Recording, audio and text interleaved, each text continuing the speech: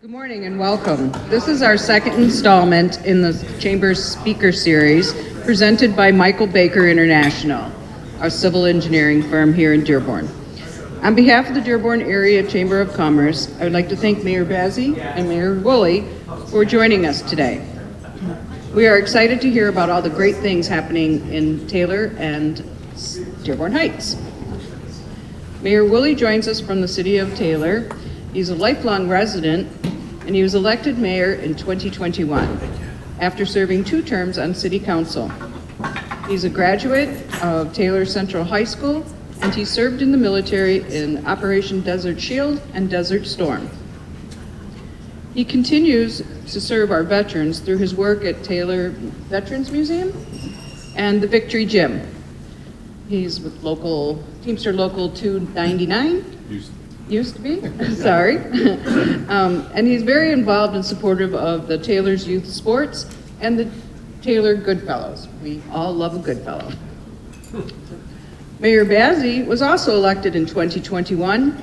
He served 4 years on the city council as chair pro tem. He earned a master's degree in aeronautical science, aerospace engineering, and was a product development engineer at Ford Motor Company. Mayor Bazzi served 21 years in the United States Marine Corps. He continues to serve veterans through a variety of advocacy groups and the annual Toys for Tot drive. So we're going to have some questions that both mayors will respond to, and then we'll have specific Dearborn Heights and Taylor questions. Sure. Okay. So you're both active with veteran organizations. Can you tell us about some of the activities and how you see them translating to serving the city's population as a whole? Figured that. You want to go first, Mayor?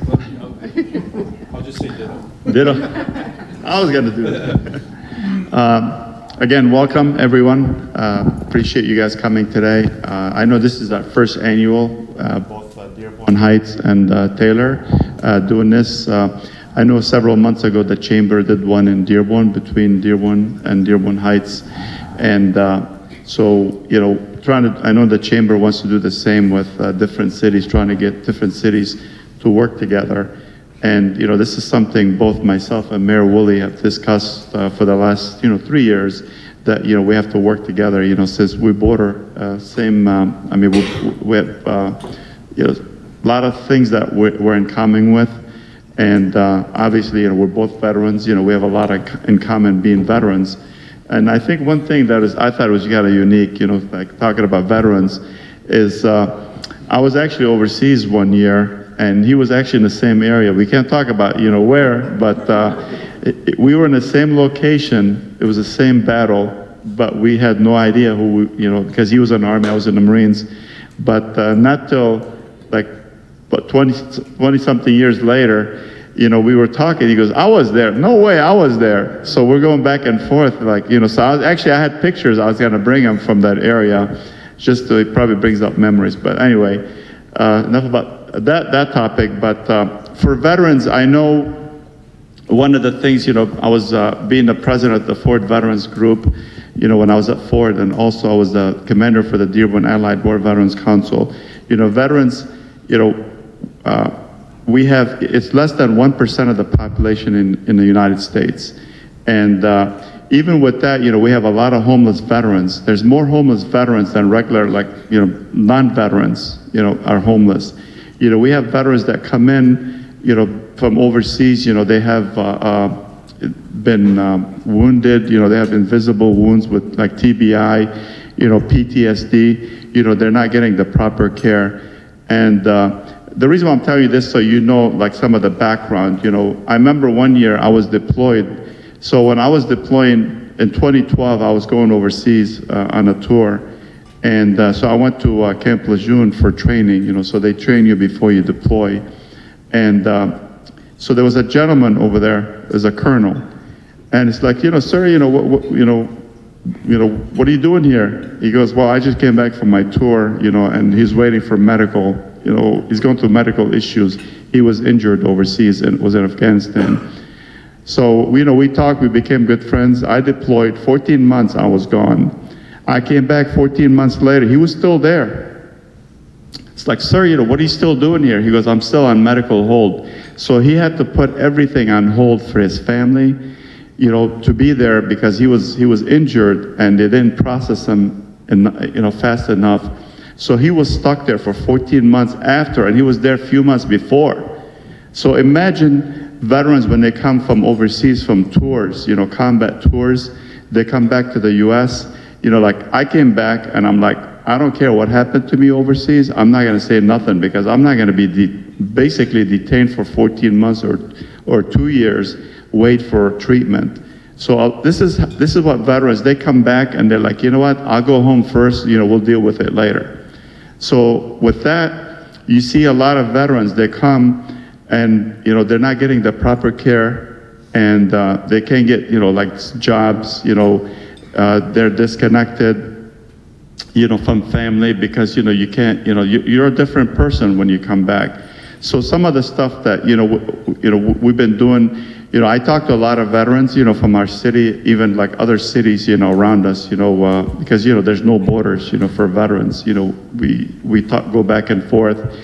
And so a lot of initiatives we try to do, you know, one of the things we'll host in our cities once or twice a week, you know, we bring in the DAV, Disabled American Veterans Service Officer. They come in and they try to help veterans, you know, to come in and to file to see what their issues, try to file, you know, claim to the VA. So if they got injured, you know, overseas or in the military, they come back, you know, they can go and they can get treatment. You know, some of these veterans, they don't know what's available to them. So this is some of the stuff, you know, that I see. There's a lot of veterans in this area, you know, Southeast Michigan, probably more here than anywhere that I have seen.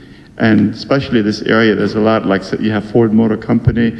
A lot of people come back here, they wanted to get to like Ford Motor Company, GM, or now Stellantis, you know, to get jobs. So this is something that we try to help, you know, try to help them with, you know, do like a transition. And, you know, I've had like several of them come to the City Hall.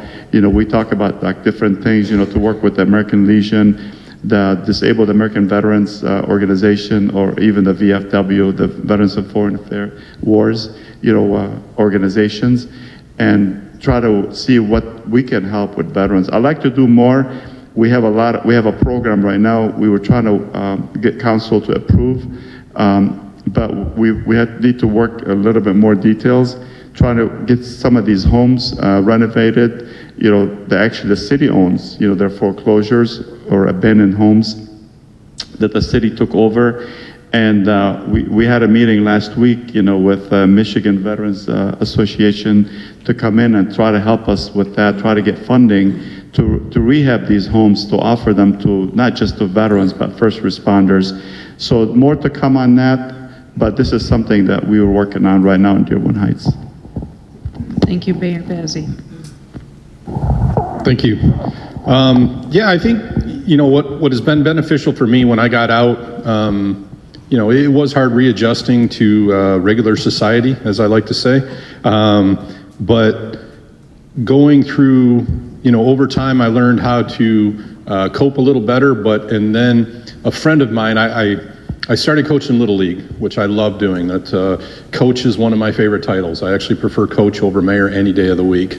Dad, of course, is my favorite. But, you know, coaching Little League really helped me be able to help others. And that's when a spark kind of went off a little bit, that helping others helps me. And then a friend of mine, when I decided to run for city council, I was elected. A friend of mine that reached out to me from high school, he was a little younger than me. He says, Tim, I got this idea. He goes, I was really struggling. I checked myself into a military support center where he had to go down in Kentucky and work through some issues and stuff. And while he was there, he came up with an idea and he said, you know, a healthy body leads to a healthy mind. And that's where Victory Gym originated. His name's Mike Emery. Did a phenomenal job. He is the founder of Victory Gym.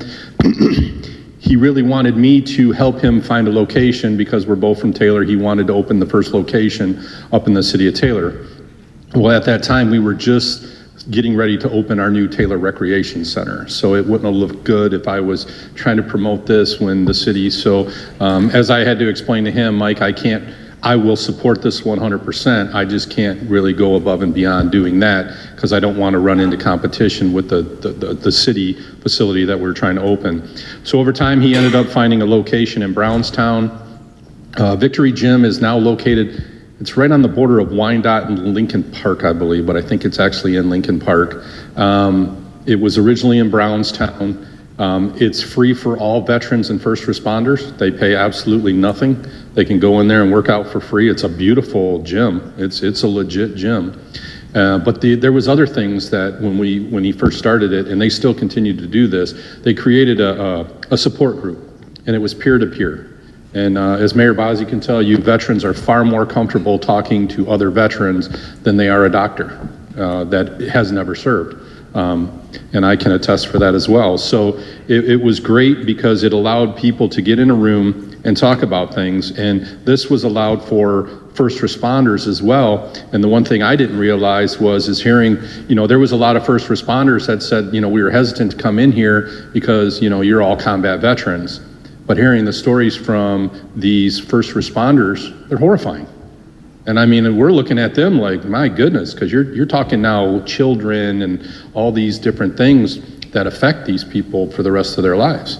And the worst part is that when you're continuing to do the job, when you're serving still, it doesn't hit you. But the day you walk out the door, that's when it starts weighing on you. And it's the same way with our first responders. Our police and fire, they're reliving those situations. Every time they drive by that street corner, they're thinking of that poor victim, that was in a car crash or something like that. So, it's tough, but that was one of the great things that I really enjoyed doing. Huge part of it, I actually became the president when Mike decided to step down. I was the president for a few years, and then I became council chairperson, which was a much busier role on city council in Taylor. I had a great board that was there. I was comfortable leaving it in their hands because I couldn't commit like I used to. They took it over, and I still pop in there regularly. As you can tell, I don't go to the gym as much as I should, but we have a Taylor Veterans Museum in the city of Taylor where we have a lot of things that come through there, like service agents come in. And it's a beautiful facility. If you ever get a chance, it's right next to, it's in the old 23rd District Court, if you remember where that was. It's in front of the police department. Beautiful location. It's in the media center building. But it's really nice, and we're fundraising to fill as many cabinets in there as possible and stuff. And actually, Councilman Charlie Johnson is overseeing that, and he's doing a phenomenal job. But just working with the VFW as well when they have things, and there's things that I can help them with. Helping a fellow veteran it's a good thing because, Mayor Bazzi can tell you, we may look different, we may sound different, but we're all brothers and sisters. Veterans are veterans. I mean, he'll rip on the Army, I'll rip on the Marines, but we still love each other. We have a brotherhood there, that we know even if we want to beat each other up, we have each other's back in the time of need, right? So that's the one great thing about veterans. That's why I'm so happy to be a part of that fraternity, and it's just, it's a great thing. And, anything I can do to help a veteran, I'm proud to be a veteran, and that's kind of how I like to do things here. So, thank you. Thank you. Can you talk about some of the specific ways your city is utilizing grant, TIFTA, and ARPA money, and perhaps a quick explanation of those programs if anyone's not familiar with them? You want to go first?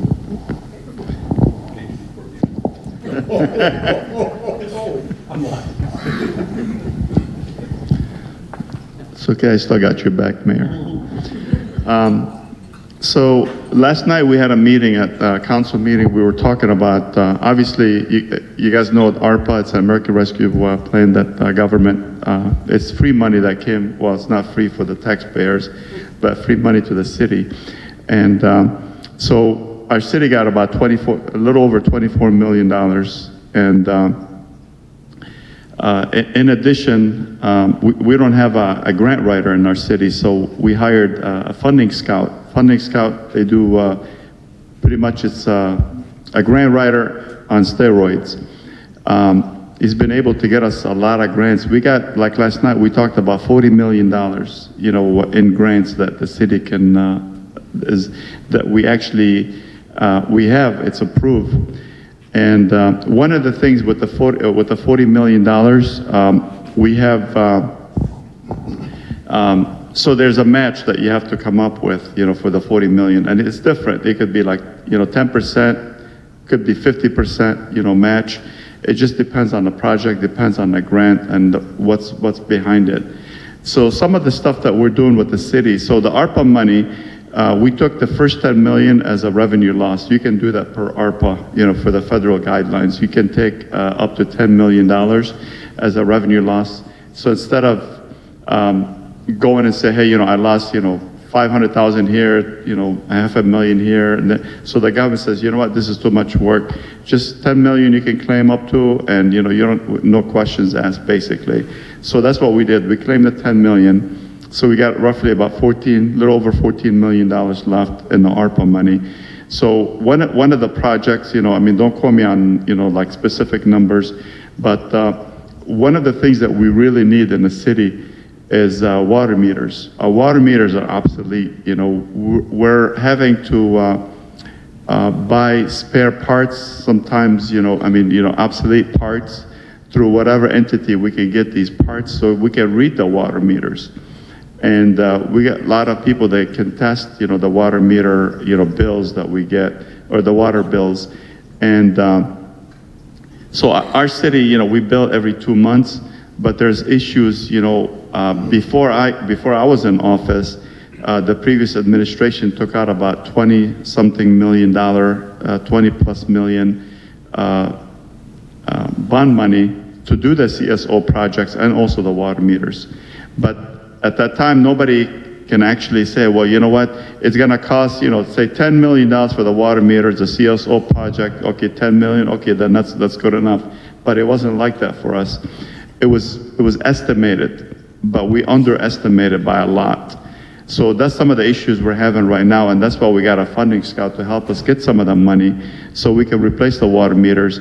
And we have a lot of water loss. Water loss, nobody likes water loss, any city, because if you buy 1 million gallons, you gotta pay for 1 million gallons. If you get 10% of that, you still gotta pay for 1 million gallons. So it goes on the residents, basically. The city cannot sustain to pay these, whatever the loss is. And so the bond money, it's on the residents also, so that has to come from the water bills.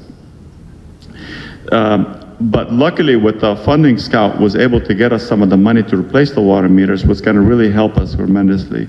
And we're going to go out for bid to get the water meters, and we waited, a long time to get the water meters, is because there's a lot of lessons learned. We're seeing, like say, we say, hey, let's go brainstorm. We won't mention Taylor. Let's mention another city's not here. So let's say, Westland. Well, we don't like, Westland had a great, system, but then all of a sudden we discovered they have another issue.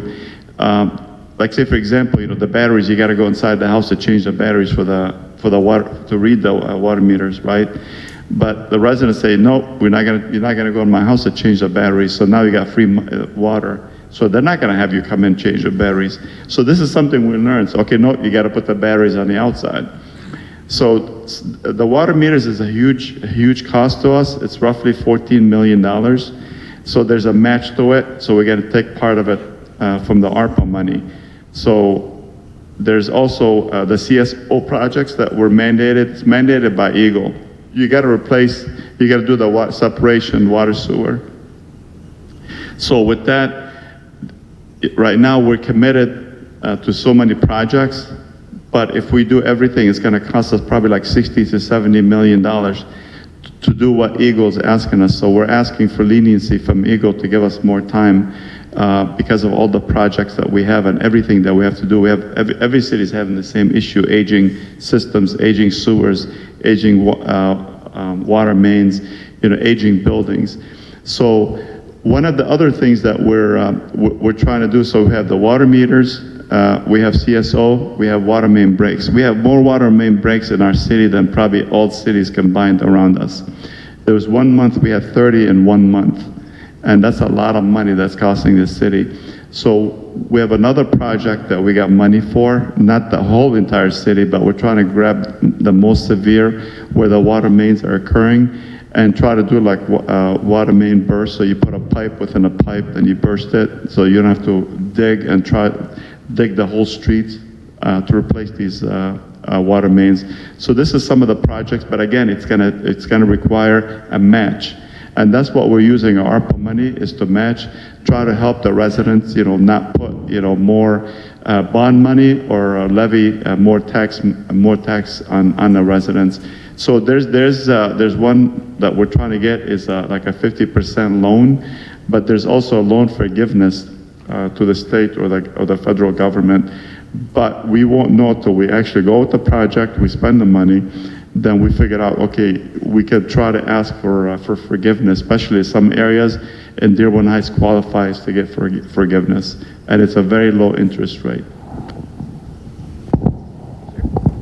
Thank you. Just to touch on real quick what we're doing with our ARPA funds, our main focus is, when I came in 10 years ago roughly to City Council, the one thing that just stood out to me was how technically unadvanced we were in the city of Taylor. It's unbelievable.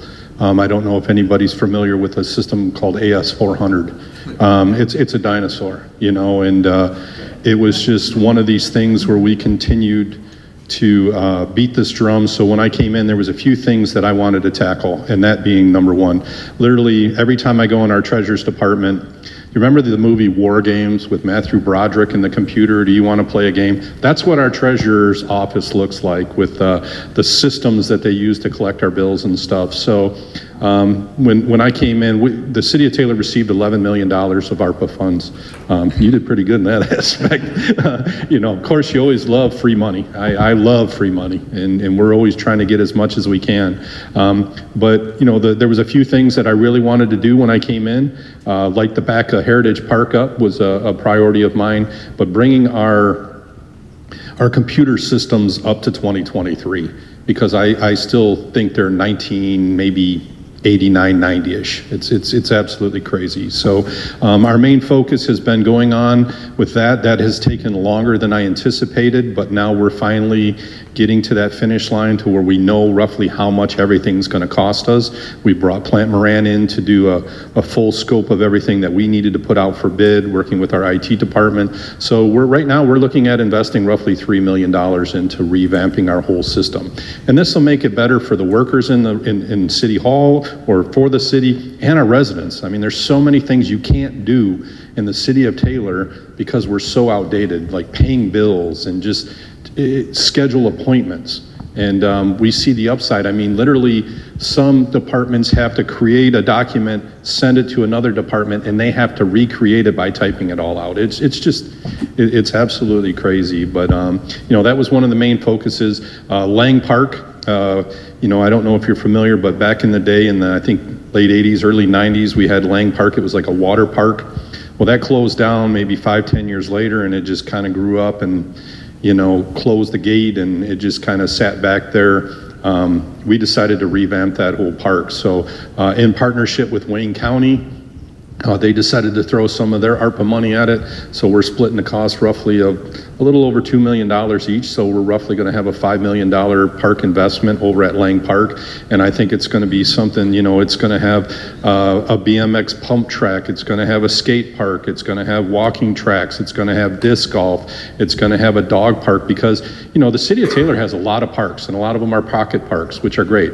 But not every kid plays baseball or football, so we wanted to incorporate something for everybody. Heritage Park is definitely the diamond of the city of Taylor, the way I look at it. But we want to give other people another option to go, and that one kind of sits back in a wooded area, so it's kind of nice. You almost feel like you're out in the country when you're back there and stuff. There's a big pond where we're going to, have kayaks and a little fishing dock and stuff, and we're going to create another sled hill with an area that we can freeze over for ice skating in the winter if people choose to do that. So these are things we're trying to do, and we had a really old, a lot of our vehicles were old and outdated. A lot of our equipment was either broke down, old, or we just needed to replace. So anything I do with ARPA money, I'm not creating any legacy costs whatsoever, because that ARPA funds, they're going to run out. And when that money's spent, I'm not going to continue to be able to pay for something if I invest something that has basically a legacy cost. So one-time purchases is what I'm doing with ARPA funds.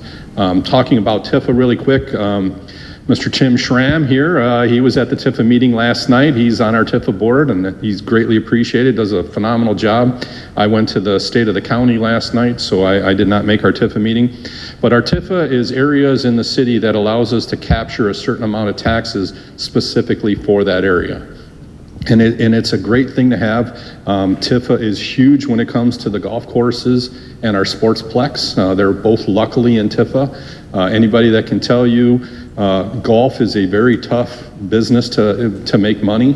To the credit of this golf course and Taylor Meadows, the last 2 years we've been actually able to create a little bit of a fund balance with help to TIFA, because they're covering costs of things that break down on a regular basis, especially at our hockey rinks, and all that stuff is expensive. But it also allows us to invest in certain areas in the city, and I guess I'll touch on the Van Born corridor when we get to that question, because TIFA. Okay, well, I'll start. So if you want to read the question real quick. And then A shared interest is the Van Born corridor. Wayne County is responsible for the actual road, and what input do they have in the improvements? It's a three-parter. And how do you plan on marrying the ordinances of the two cities for one cohesive policy? And how can businesses along the Van Born corridor contribute ideas and efforts? Okay, so our Van Born corridor, that's what I was getting ready to say. So TIFA has been very great about that. We created what we call a facade grant. So all businesses located on the Taylor side of Taylor, or on the Taylor side, we will match up to $17,000 on any business that is wanting to do the front of their building to beautify the area. As you know, this has been a discussion many years when I was on council and stuff. And Dearborn Heights and Taylor has always kind of been in those discussions. I will say that, not as many people take advantage of that facade grant as I would like to see. So that's one of the things that we're going to try to get back out there this spring. And last year we actually took flyers to each business along Van Born explaining the grant and stuff, and it's free money. But they got to invest some of their money as well. So you know how that goes. Sometimes people don't want to spend some of their own money. But we're going to continue, what we do is we work hard on ordinance enforcement. We spend a lot of money in the park up there, right off of basically the Beach Daily and Van Born area. I grew up in that neighborhood. That's my old neighborhood, that northwest pool. I grew up swimming in that thing, and that big area was where we played Little League football and baseball when I was a kid, or just pickup games in the neighborhood.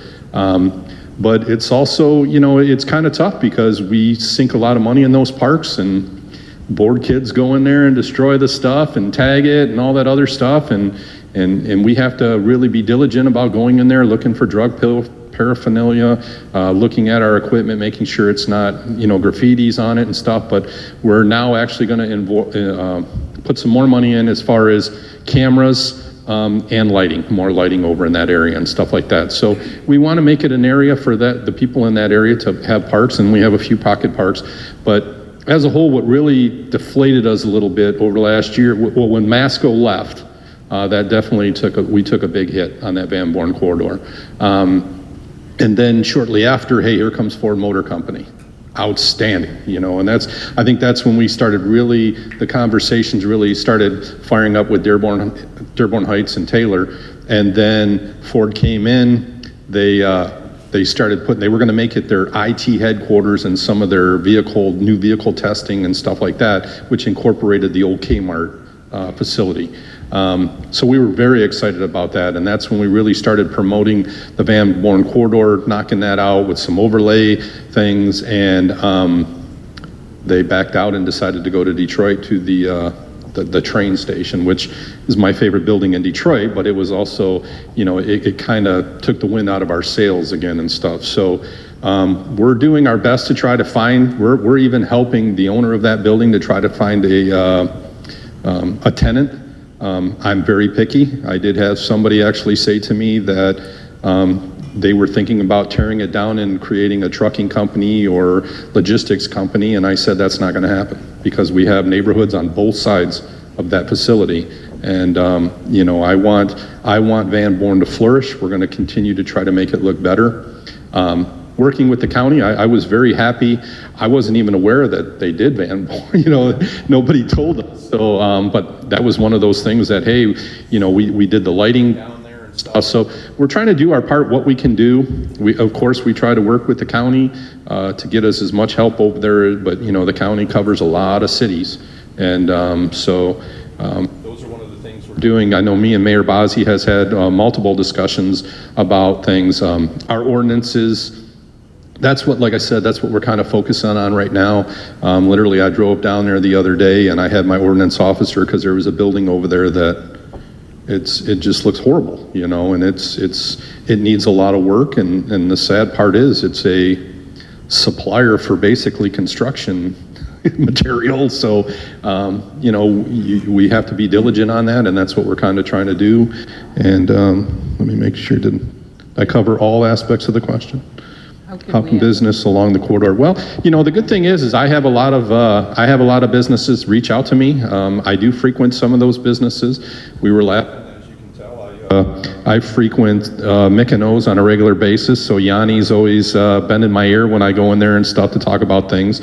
But I also we want to hear their opinions as well, what we can do to help them, and we're continue doing that. I think the biggest thing that is that I see as a difficulty, like on the Taylor side, a lot of our business, especially closer to like Inkster, our businesses are right on the sidewalk. So there's only so much beautification you can kind of do without going into the median. And then in the median, you have to think about, you know, salt spray and all that other things. And so we're continuing to work for a better area down there. My dad still lives in that area. It's my home area. So we're going to continue to do what we can. And I think the conversations that we have definitely make us a little better each time.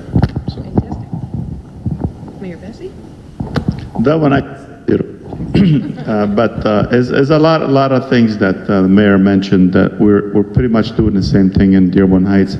But one of the things that disadvantage for our city is east of Telegraph, it doesn't fall under the Tifa district.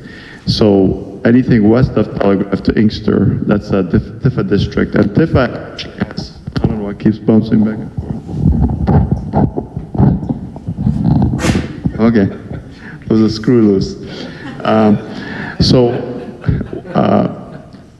was talking to the Tifa district managers earlier today. Actually, we were talking about what funding is available for businesses, and they do have grants as well. You know, roughly about 5,000. It can go more with a bigger business. And so this is grant money for anybody in the Tifa district for businesses. So if anybody's interested, we can reach out. We'll see what we can do with the Tifa coordinator, it was Tom Roscoe. And what the challenge will be east of Telegraph. And some of the stuff that we're working on, we're trying to get our funding scout once we leave some of the water sewer infrastructure issues that we're having. We're going to try to concentrate on trying to get grants for businesses, trying to attract more businesses to our area. And I can tell you for the last maybe 2 years, a lot of businesses in the area, there's two of them in particular, two buildings, they've been vacant for over 2 decades. And just in the last 2 years, they opened the 2 buildings. There's 2 banquet halls, and they're off of Beach Daily. And amazing, a lot of money was invested into those 2 buildings. And so I too, like Mayor mentioned, we talked to different businesses around the Van Born corridor, and we're trying to see like what's required, what do we need, you know, what can we do to make the area better, to attract more businesses. Like yesterday, I had a meeting with an investor. He bought this property, about $1 million off of Van Born, and he wants to put an apartment building. And I know a lot of businesses in the area, they want to see more residential, like apartment type, you know, like nice apartments in the area to bring in more people to the city. And I actually encourage that because we're pretty much tapped out. You know, you talk to a lot of real estate agents, there's short inventory, you know, for people to come in, move into the city. And so anything like that, I welcome, you know, to like get more residents. You know, it's a good apartment building that 2 floors, about 18 units, you know, off of Van Born, just west of Telegraph. And so there's another investor, I talked to him yesterday also, just east of Telegraph, wants to redo a whole shopping plaza. But one of the biggest worries, again, both of them, is flooding. You know, this is a huge issue for both our cities. I mean, I run Ecorse Creek, 9 communities. So this is some of the stuff that I'm working on another initiative I'm working on, you know, for the creek itself. You know, try to make sure that the creek doesn't flood anymore. And, you know, I think they're gonna ask me about the trip last week. I was in Washington, D.C., you know, advocating for our cities. You know, it's not just my city that has the issue. And all the businesses, including the homes around the Ecorse Creek, it's a big, you know, sore subject when you talk about flooding. Over 70 years of issues that they had, and nobody's ever listened to either the businesses or, you know, the residents that live in the area. And a lot of businesses, you know, like I talked to the one investor yesterday, so he's brainstorming ideas what business to open on Van Born. And one of the guys that owns another plaza, he said, hey, you know, he says, hey, what kind of tenants you've had? He goes, when? It's like, what do you mean? He goes, you know, I change tenants like every year. You know, a tenant just, you know, just lets his deposit go and they just leave because they can't make it in the area. And it's because of that, you know, we got to attract more businesses. And that's some of the same, you know, I was hoping the same thing with Ford Motor Company, that they have that building, you know, there's a lot of employees, you know, they would attract at least 500 employees to the building. And also these employees, engineers mostly, they would want somewhere in the area to eat, you know, dine, you know, to shop, but that didn't happen. So I appreciate the mayor actually for not bringing a project like that, because that would be detrimental to the residents. You know, I don't think any resident wants, you know, that's something we battled also, trying to get like some commercial business wants to come in and set up a logistic company in our area, and you have a bunch of semi trucks going back and forth, tearing our roads down. The roads would be like completely a mess. You know, it's like we're having issues with the roads to begin with. And also a lot of residents, they're not gonna want semi trucks going to their neighborhoods. So this is something that, you know, I'm grateful that you're not doing that, Mayor. And, you know, I think an office building would be great, because it's not just the one build. You're gonna attract a lot of employees to that building, and that's what's gonna help really the Van Born corridor, you know, flourish. You know, people can, you know, a lot of the employees that will work around that area will go around shopping. You know, I work for Ford Motor Company. Even though they have a cafeteria, they said, hey, there's a cafeteria there. You know, the employee's not going to go out, you know, eat outside. That's wrong. When I worked at one of the buildings, they had like 3-4 selections cafeterias, but most of the engineers, they chose to go outside and eat outside. You know, because, you know, that's the healthy thing to do, is don't stick around where you work. You got to go out for lunch. You know, they say that you can live longer. I hope that's the case. That's why we're all here today. Now we're going to have some questions that are specific. Specific to each of the mayors. So Mayor Bazzi, I'm going to ask you a question first. Mayor Bazzi recently represented our area in Washington, D.C. at the Great Lakes and St. Lawrence Cities Initiative. Can you please tell us a bit about that initiative and how it impacts us? Yeah, thank you. So that happened 3 years ago, actually. They asked me, they were trying to recruit mayors from this area to go and join the St. Lawrence conference. It's roughly 350 mayors. It's both US and Canada. So if you look at the watershed for the Great Lakes, you know, it extends to several states and several provinces in Canada. So anything that touches the Great Lakes, you know, that you can join that conference. And so right now they have roughly about 350 mayors part of it. And so the first year I was so active, you know, because, you know, I'm very passionate about my city, as Mayor Woolley is too. You know, I don't know if it's just being a veteran, but, you know, we care about our people. And, you know, after the first, few months, they got a hold of me for the St. Lawrence Cities Initiatives. Again, 350 mayors. I was elected to be on their board of directors, and it's because of our engagements. They want mayors who are engaged. They want to do the right thing. So as of last year, a whole year, I was on the board of directors. I went to the first year we were in Niagara City on the Canadian side. We're talking about water issues, and they were asking me, what is your issues in your cities? Obviously it's the flooding, and so I kind of started talking about, it's not just what's worse than just a flood is the water is going to people's homes, and that's when we got people's attention, and that's when they wanted to really start having me go to Washington, D.C. to start advocating for more funding for our city, is when I told them, it's like, listen guys, think about this. You're not gonna have flooding in the streets, okay, the water recedes, and okay, it's done.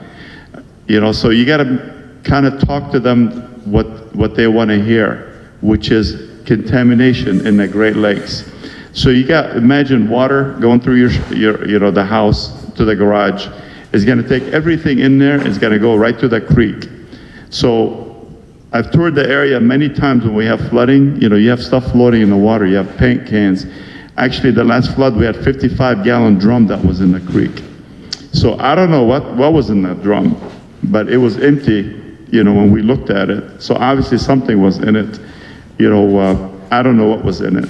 So when you start talking like that to lawmakers, they start paying attention, because we have the issues with like PFAS, lead contamination, in our water. So last year I went to DC and I started advocating for more, more money. And what's really interesting is when I mentioned the other thing is that residents have a problems with when I did a town hall about a year and a half ago with Congresswoman Rashida Tlaib, just off as a church off of Telegraph and Dearborn.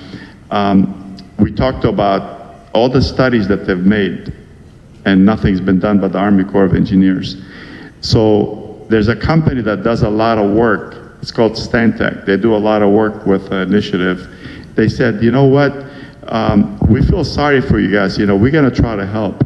So I thought, they're just saying, blowing smoke or whatever. They're just trying to make me feel good. Well, guess what? A few months ago, they showed up to one of the DCC meetings, and they said, hey, we got all the studies by the Army Corps of Engineers for the last 70 years. We have it. We're gonna look at it. We're gonna come up with a solution for the city of Dearborn Heights. But again, it's not just Dearborn Heights. It's gotta be every community that borders the creek. About 9 communities. So we went to Washington, D.C. I was there last week, and that's the same thing. We talked about 18 congressional delegates and 2 U.S. senators. We met at the Canadian Embassy also. We went to the Capitol, spent 2 days at the Capitol. We spent half a day at the Canadian Embassy with parliamentarians from the Canadian government. And, we talked about some of the initiatives, what we need to do to work together, because again, there's no border for water. The water, that's our future.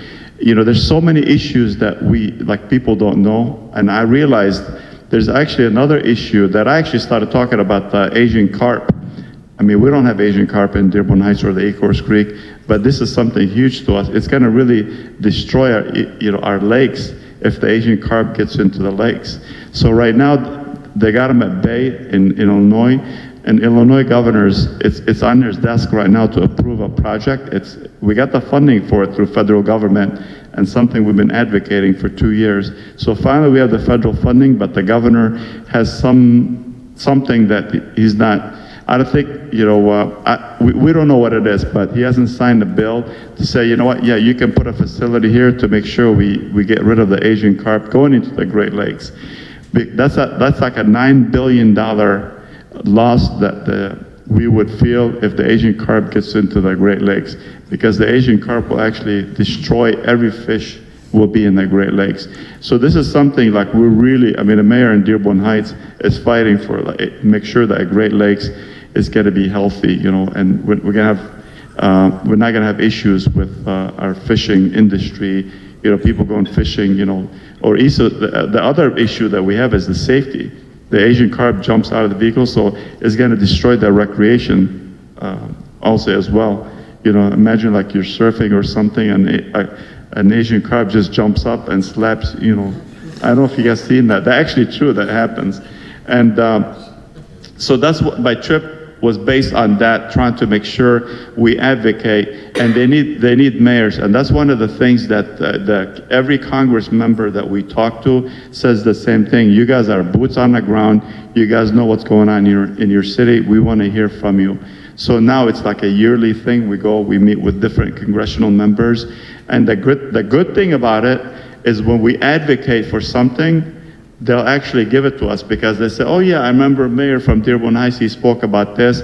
So it goes in front of the appropriation committee for vote, and they already voted for stuff to come to us. It's because of stuff that we want to advocate for.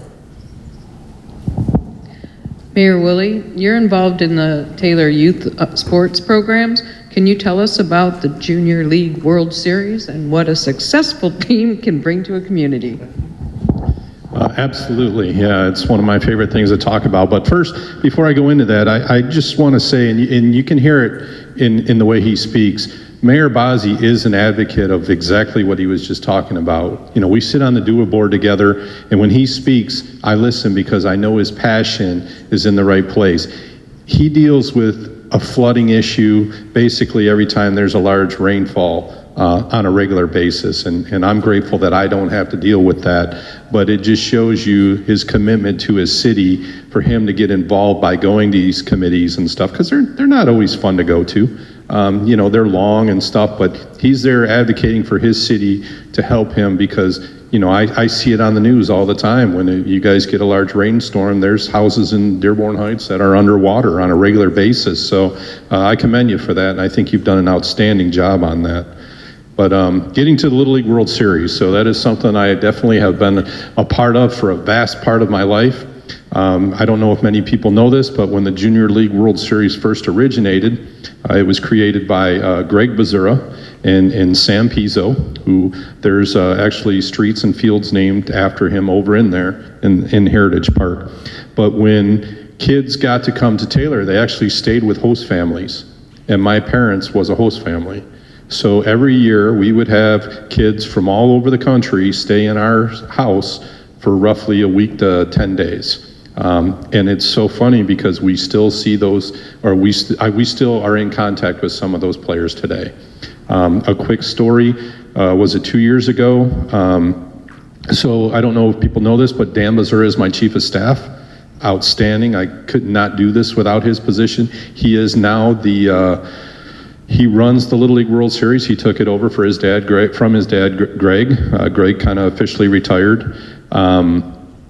We were at the opening ceremonies, and there was a gentleman walking around, and I kind of looked at him, he kind of looked at me, and we kind of just kept walking, and Dan ended up coming over to me, and I'm like, who's that guy over there? He's like, oh, it's a really cool story. He came in from Rhode Island, and he brought his family. He was here like 30 years ago, and he wanted his family to see all this stuff. And I'm like, I know that guy. So he come walking over, and he introduced himself, and I said, who did you stay with when you were here? And he goes, well, I can tell you, it was a husband and wife, and they had 3 kids, 2 boys and a girl. And he goes, I think the dad's name was Randy. I said, Randy Burleson. And he says, yes, that's absolutely. I said, do you remember the house that everybody used? Because our house, I think we had just got cable in that neighborhood, and we were one of the first families to get it. So they would come over, and our house was kind of the hangout, and my mom would make popcorn and watch movies and stuff. And I'm like, do you remember the house that you guys used to all come over? And he's like, yeah. Are you Timmy? Because I think I was only 10 the first time we got kids that were 13. And he's like, your mom was Betty, right? And I'm like, yes. So it was just so great to have that experience, and now we're friends on Facebook and we talk about things and stuff. But it's been a huge part of my life. It brings people in from all over the place. I mean, there's people from all over the world that come into Taylor for that. And the amount of business that it brings to our businesses, and it allows us to showcase our city. And, of course, when I'm there, even when I was on council, I would walk around and talk to the other families in from all over. And so many of the families would say, we have nothing like this, and they would even go practice at some of our other Little Leagues facilities, and they're like, this is absolutely incredible. So it definitely brings a lot of people in. They kind of started, like when I played, there was 4 Little Leagues in the city of Taylor. There was that many kids, and each league had tons of kids at every level. Well, over the years, especially when I started coaching, Little Leagues have to play with other Little Leagues now because there's just not as many kids. When I grew up, everybody had 4 to 6 kids in my neighborhood. Now, you hear somebody with 3 or 4 kids, you're like, whoa, that's quite a few, So they downsized a couple of Little Leagues, or they combined. So that Taylor has always had a really good Little League baseball program, and the players, I used to have a lot of parents from other cities say our kids with Taylor born with baseball bats in their hands, and I'm like, well, how do you technically mean that? So, but yeah, there's a lot of good baseball players here in the city of Taylor, and the combining has led to the success where we won a Little League World Series in 2021, which was absolutely incredible. I don't think people really understand the scope of that. I mean, it's literally, it's winning a Super Bowl. And the amount, I was in the UP when that was going on, and I had my Taylor North shirt on, and people from other states were stopping me and like, hey, isn't that the team that's in the Little League World Series right now? And all my Army buddies from around the United States were watching it and rooting for Taylor. It was incredible, and now we're seeing that continued success because it brought a lot of kids out to play Little League again, which was great.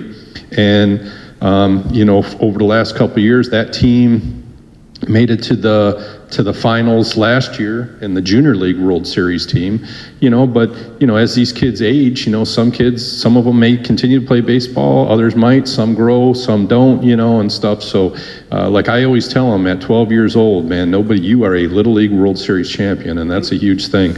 But it has been incredible for the city of Taylor, and we're actually working with our state government as well as Little League to try to make this a really sound facility, because we're showing the state the amount of people it brings in. I think, Carl, nod your head, I think one game we had over 5,000 people at the park last year. I think it was either the U.S. championship game, I think, was actually larger, but both of them were like neck and neck. So it's getting bigger and bigger, and we're trying to maybe even look to create a facility that can house, maybe make another full-blown field to where we can house more people and just kind of make it more of a better destination than it is right now. But and it seems like our state's kind of getting on board with that because they see the economic development that it does and the amount of people it brings in, not just to from all over the world. So yeah, it's a great thing, and hopefully I think we got another good team that should make a really good, legit shot at winning the Junior League World Series this year. So Good luck with that. thank you. I know Mayor Bazzi, infrastructure improvements have been very important to the city of Dearborn Heights, and you have a new website now. Can you talk a little bit about how it will help meet the needs of the residents? Thank you. So as Mayor Woolley said, the challenges that he had when he first came as a mayor, with aging infrastructure and also IT, and I remember those systems. Actually, we had those in the military, and I think it was DOS, right? MS-DOS or something like that. Yeah. So yeah, I was in the military. Actually, we had the room, the computer, the motherboard was the size of a semi-truck. Something that works like a regular laptop right now. But that's something that in Dearborn Heights, actually, we didn't really have a good IT system. We had to rely on another city for IT services. And one of the things, I said one of the best things that actually happened to Dearborn Heights is a new mayor. I'm going to throw him under the bus, Mayor Hamoud from Dearborn. He said, what, it's going to cost you 3 times the amount, to use IT services because, they want to concentrate on Dearborn, obviously, which I understand. I would have done the same thing, because I want to better my city. So, we were paying, X amount of dollar, for IT services for the year. So it was more than like 3 times the cost, to do the same services.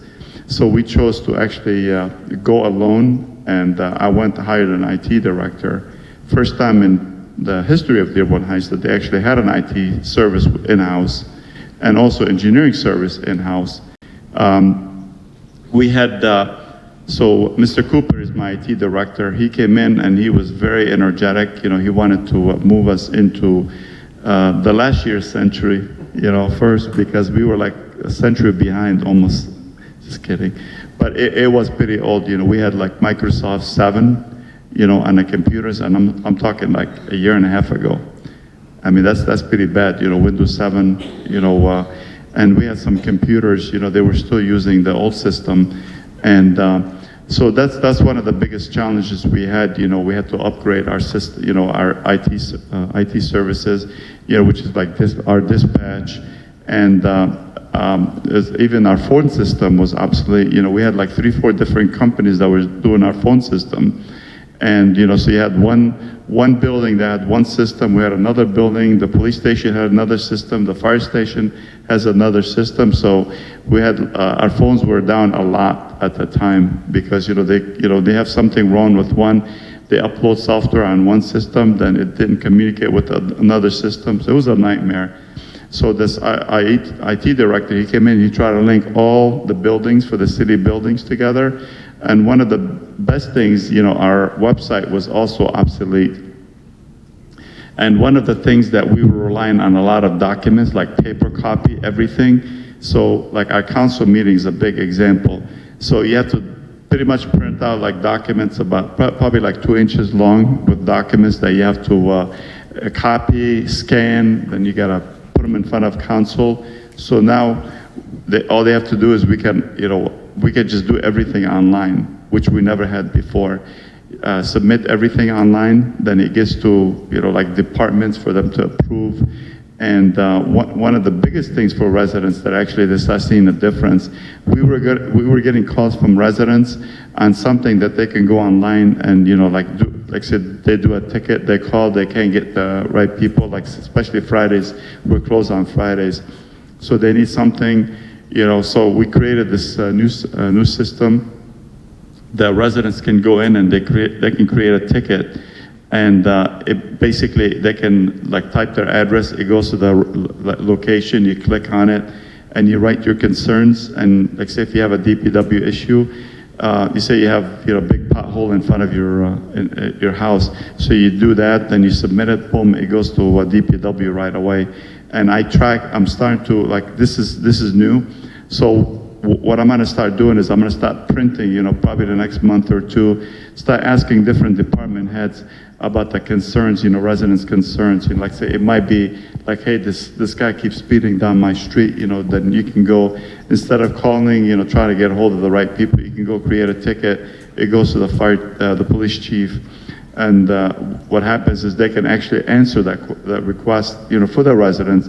So I'm gonna start tracking, you know, all the requests that we get by department and try to see, you know, how often does it take, you know, for us, you know, to serve our residents, to make sure that, you know, I'm very customer focused, you know, try to make sure our residents, I said that from day one when I was appointed first as the mayor.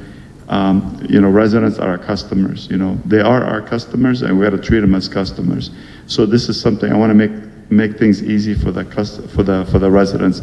But one of the biggest challenges that we have now, even with now, is with the system that we're trying to get like into technology, our senior citizens. So I talked to several seniors a couple weeks ago at an event. You know, they're having issues with, you know, my mom has the same issues. You know, she doesn't know how to go on like website, do some certain things. So I talked to the IT director, so I'm gonna try to hold classes for our senior citizens to tell them, hey, you can do this here, you know, I mean, you know, instead of, because, you know, it makes their job easier too, you know, and I know my mom likes to, she doesn't like TV anymore. She just likes to go to that, you know, Facebook, and she's look at the stuff. We taught her how to do that. But so a lot of seniors, they like to go do things on their phone, but they just don't know how to do it. So this is something that we're gonna try to bring forward, try to have classes for them to come in if they have an issue, concern. You know, they can go in, like say if there's a trip, a field trip that they wanna participate, they can just go into a certain website, you know, for Parks and Recs, and they can click on something, if they want to buy tickets to go to these events. So we're trying to make it user-friendly, but I know we're having some, some of the issues that we're having, is trying to train our senior citizens how to do these software, or how to get into certain websites, certain programs. Kids, they're pretty sharp, boom, they're already on it, but that's the challenge with the senior citizens, trying to get them on board, try to get, help them, because, there's a lot of senior citizens in my city, and I got to make sure that they're also, they're okay with it. Thank you. A lot of exciting things happening in the city of Taylor. Would you like to tell us about your new high school and your I-94 Inkster Business Corridor? Absolutely. Yeah, still, as you can see, I don't know if you've driven down North Line Road, but the old Kennedy High School is now officially down.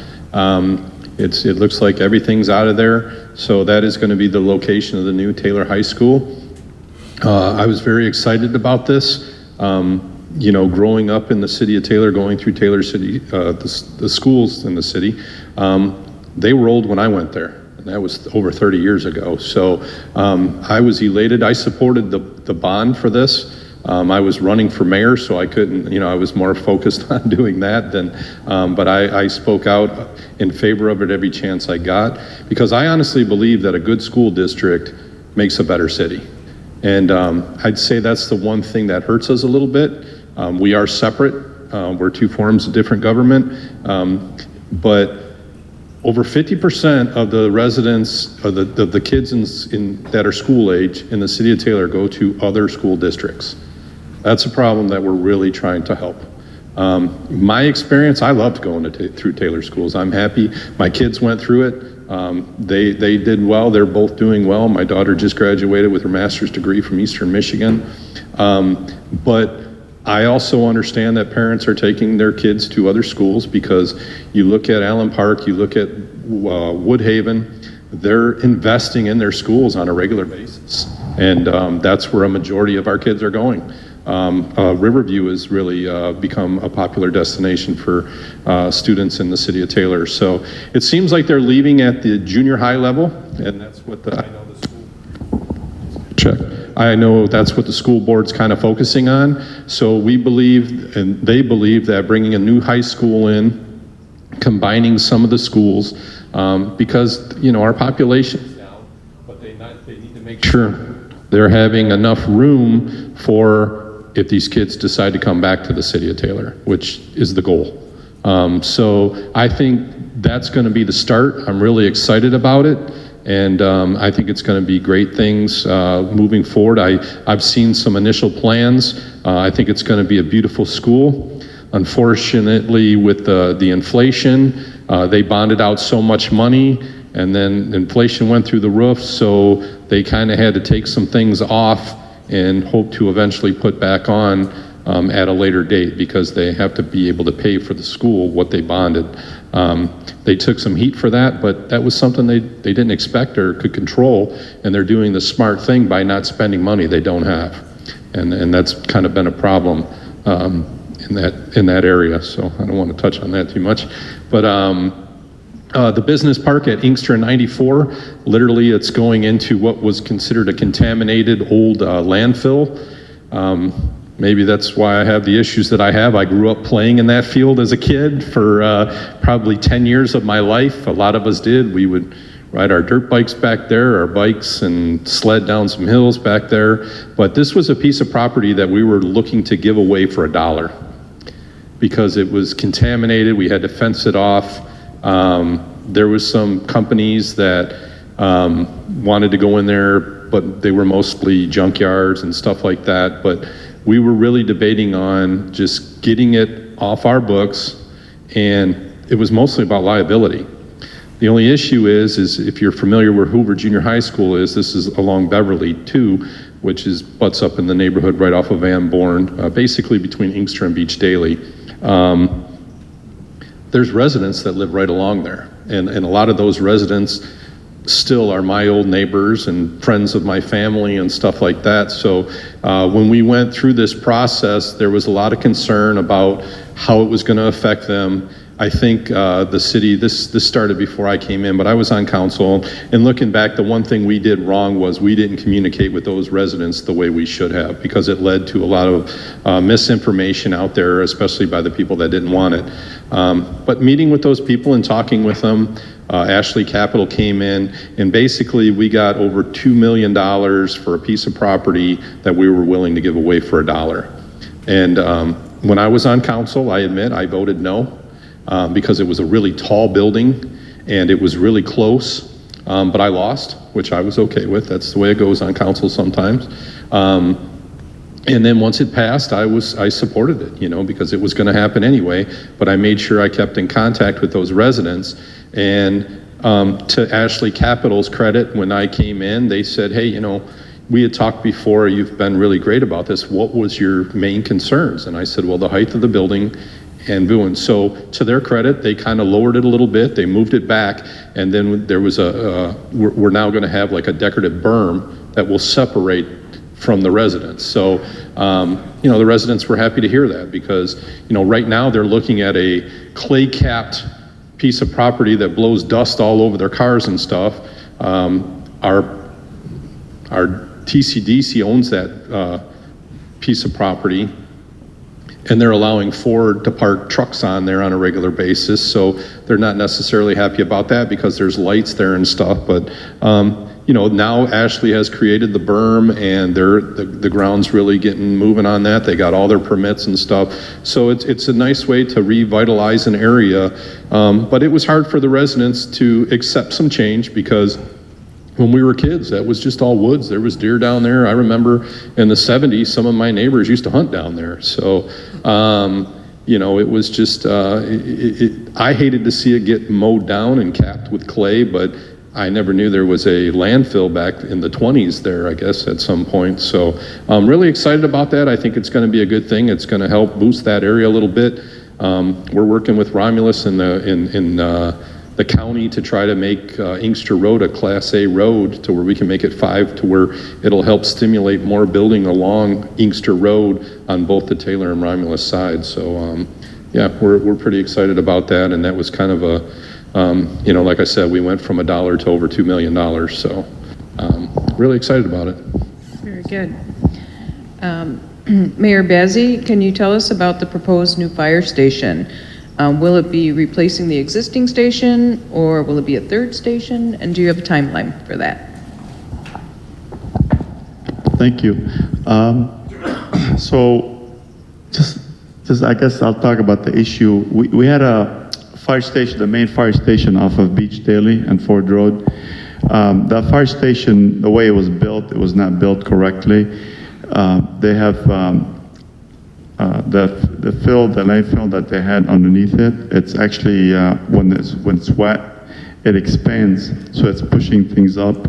So it's not dangerous, but what's doing is a lot of walls they're cracking at the fire station, and some doors you can't open. They're like either stuck open, or you gotta really like jam them trying to shut those doors. And so when I first came into office, so that station is new. Is actually one of the newest, but one of the newest buildings in the city. But it looks like we have to replace it. So we're not gonna build a third station. We have 2 stations in Dearborn Heights. We have one on Telegraph and near Annapolis. Then we have the one on Beach Daily and Ford Road. That's the main station. And so that station has to either be fixed or it has to be replaced. And to replace it, well, actually, let's go back to repair it. It's going to be at least, you know, twice the amount, because it's not just to repair it. You got to dig underneath it. You got to basically turn into a skeleton. You got to dig underneath it. You got to make sure that everything underneath it is gone, and refill it, and you know, and basically get the whole building. And also at the same time, you have to put the firefighters in a different location. So that's going to be another cost, you know, for at least a year while you renovate their building. So we thought the most economical way to do it is to replace the whole station. So currently, right now, we're looking at 2 locations, and I talked to the fire chief, and so we're trying to improve the response time in Dearborn Heights for the firefighters.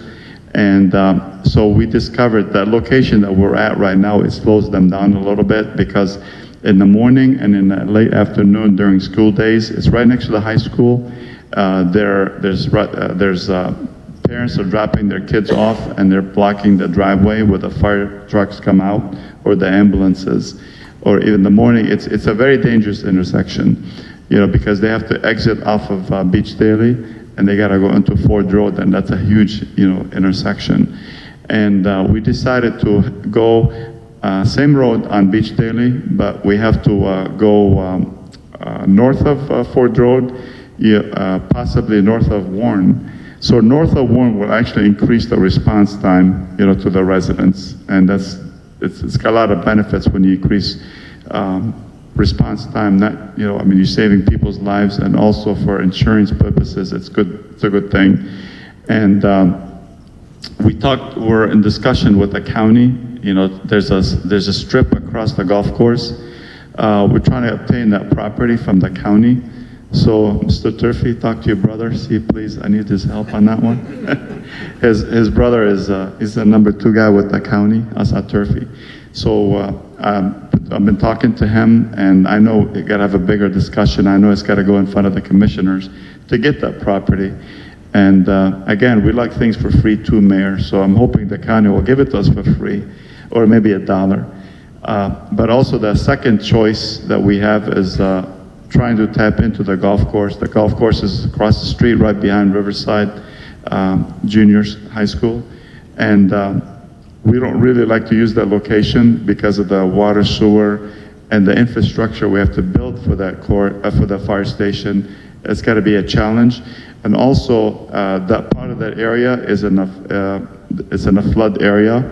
So we have to do a lot of landfill in that area, try to lift up, the soil. That you got to try to make sure that the station doesn't have an issue like we have currently. And I don't want the residents to have put out another fire station in another 20 years. So we're trying to make sure that it's done correctly this time. And again, some of the challenges that I said in the past, the city didn't have a city engineer, and nobody was looking at some of the stuff. So they built a station, and I don't even know who actually signed off on it. Who said, hey, that was okay to do what you did.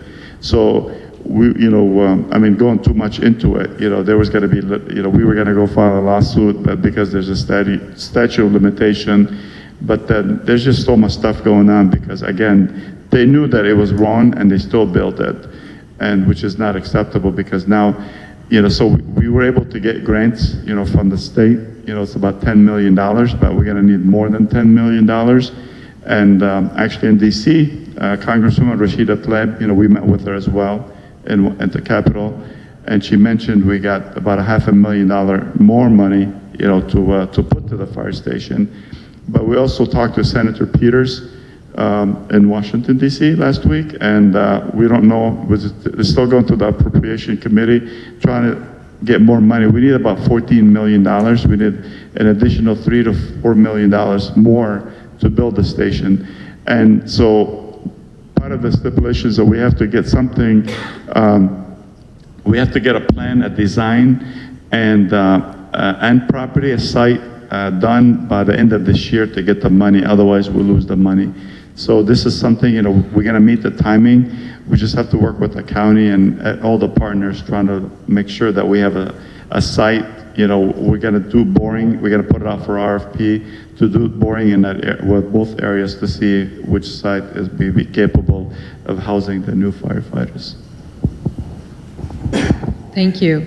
And then finally, Mayor Woolley, you had spoken about Lang Park and its revitalization earlier. Would you like to elaborate on that? Yeah, I did kind of touch on it earlier.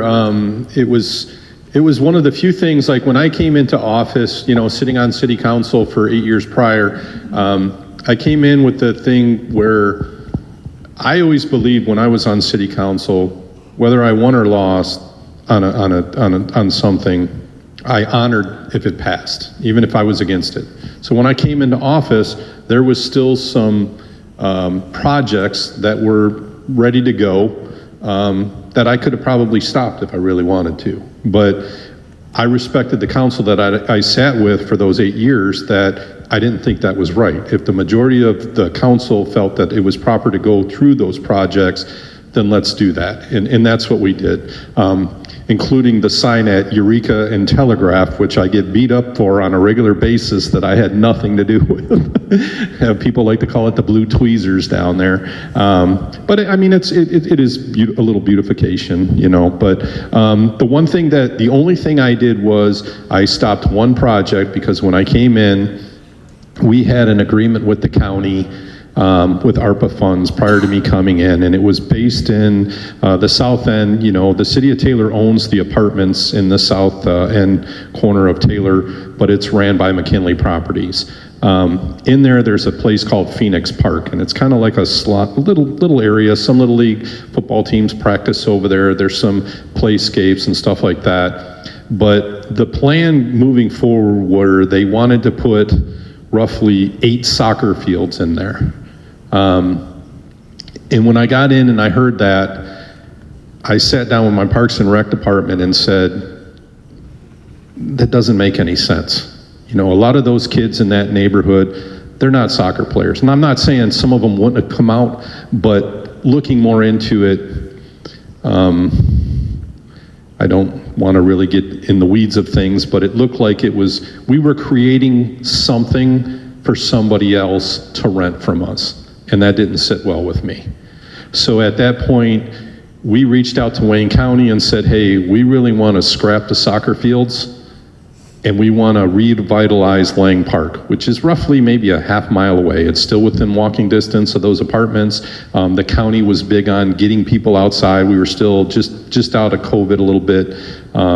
And so I talked to, was it Khalil that was there at the time? Yeah, okay. He was in Wayne County at the time. I called and talked to him and said, this is what I want to do. And he says, I love the idea, you got 10 days. So me and Guido Yulin, who's our Parks and Rec director, my chief of staff, we all sat in a room and really came up with this concept. And I think we got it to him within 7 days. Khalil got back with me. He said, Mayor, this is incredible. We love this idea, and we're going to meet with you to sit down and talk about, you know, partnering with you, with the county and using ARPA funds. So that's how it really all created. This year we're really getting, you know, grounds being moved, and things are really starting to get moving over there. It's right on Lang Road, which is right off of, it runs between North Line and Eureka. If you're familiar with Penricton School of the Blind, it's basically right behind that. So we're going to get really moving on the park this year and get many things going. We're hoping maybe spring of next year, as soon as the park is completed, we're going to redo Lang Road, and we think this is going to be another great park, similar to Heritage Park. That's not just a benefit for the city of Taylor, but the surrounding community. And I think that's why Wayne County was really excited to jump on board with us on that, because the way we look at it, it's not just a city park, it's going to be a Wayne County park. So again, really excited about it. And when that gets open, I encourage everybody to come in and check it out and give us, you know, we love feedback. So if there's something you like or dislike, let us know. But hopefully this time next year, we'll be doing a ribbon cutting. That's wonderful. Well, we'd like to, on behalf of the Dearborn Area Chamber of Commerce, we'd like to thank both Mayor Bazzi and Mayor Woolley for spending the afternoon with us. For all of you that have attended, thank you so much. And this concludes our afternoon. Thank you. Thank you.